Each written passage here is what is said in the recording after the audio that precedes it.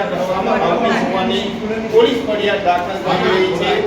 જે ડીએચઓ છે તેનો હવે તપાસનો ધમધમાટ શરૂ કરી અને આજે જે આશીર્વાદ હોસ્પિટલ છે તે સીલ કરવાની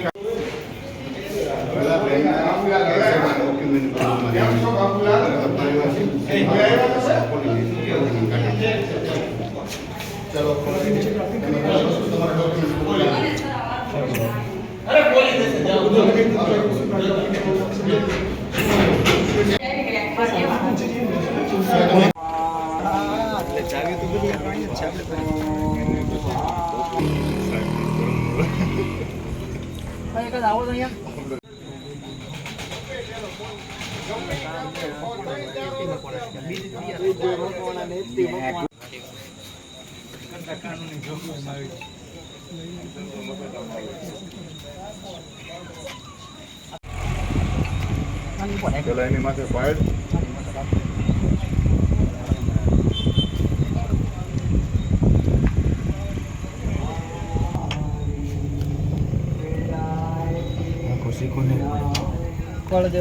હા ઉગાડી જ દેવાનું ચમચો નાખીને ઉગાડી દેવાનું